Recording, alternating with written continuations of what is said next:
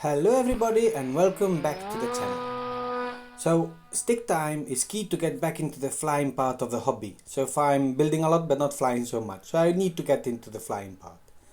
In this session I'm trying out the Flaperons to see if I can slow down the plane for landing. You can check how I did the Flaperons on the previous video on this series, and now I'm finally getting to test them out. I'm sure the Flaperons do have some influence, but I do not feel it too much. Sometimes, when the plane is almost hovering, it might have been due to the headwind more than the Flaperons being down. I don't know. I nevertheless managed to get about 8 minutes into the air, which is kind of a record for me. It was like a battery, almost 2 full batteries being used, which I'm very happy with. Here are some of the lessons learned from the session. First one is to make sure the prop is on the right way. The last time I tried the model, it didn't fly very well. It was sluggish, I thought the batteries were bad, but then I realized when switching the propeller around, because it broke when putting on a new propeller this time, that the old propeller was backwards. So first tip is kind of make sure everything is set up as it needs to be. Second lesson learned is also that the batteries do make a difference. I think everybody knows this. I kind of know it, but I have one which is a good battery, kind of an expensive battery, and two cheaper ones. The expensive one has much more strength in it. I'm not sure what it is. It's oomph or whatever it is, but it's clearly much stronger than the others. And of the cheap ones, one is rather weak, and the other one actually I did get to use it and it did actually fly, but it was clearly not giving the output of power on the motor as the first battery did. So I still don't understand very much the numbers and the parameters on batteries, but evidently probably expensive batteries or better quality batteries will actually make for a better flying session. The third one is about the Flaperon switch configuration. As I mentioned, I did manage to configure the Flaperons. It's a whole session. Basically the whole configuration of the TX16 is a science in itself, and eventually after a lot of attempts I did figure out how it was done. But one thing that I did do, I also set up an engine off switch for safety. I was looking around YouTube, I found how people were doing it. I thought that might be a good thing, so I set up on the model an engine off.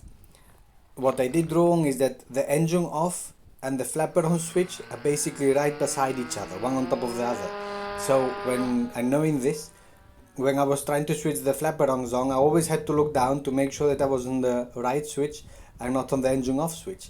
So what I need to do, I need to spend some time again with the configuration and change that configuration over to another switch, maybe onto the other hand. I have the engine off on the left hand, maybe I should switch the Flaperons settings or the flap settings then to the right hand, because that is something that kept me somehow nervous all throughout the session.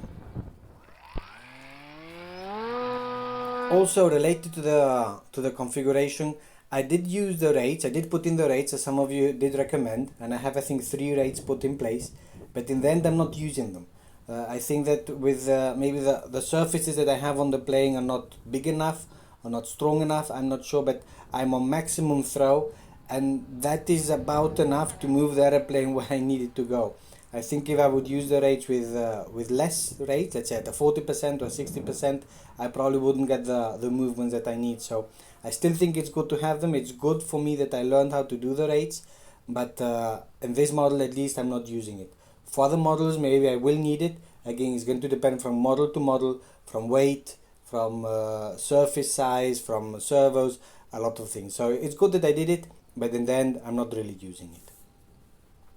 So these were the 3 key areas that I learned, and I'm happy actually with the overall model because it has crashed and it has survived, and again it was flying, as I say, 8 minutes for me is a record, and that is kind of the point of this model. So to get some stick time and hopefully eventually to get back and fly with other models that I've been building and fixing up. I've got a big backlog. I've got the Wellington that I've changed the servos on. I want to see if I can fly it. I've got the Piper Cub, the yellow one that still hasn't flown. I've done some taxi runs on it. I've got the Hurricane from Ray, which is looking very nice hanging from the ceiling, and I'm very scared of throwing it into the air. And I've got the Antonov also, which is there sitting on top of a cupboard, also looking quite nice as it is, but it should also, it was built to fly, so it should actually risk it, and I should try to get it to fly. So that is kind of the objective or the target for this year, to get at least some, if not all of those, to fly, or at least maiden them. Even if they crash, then at least to get them out of the way, let's say, get the homework done.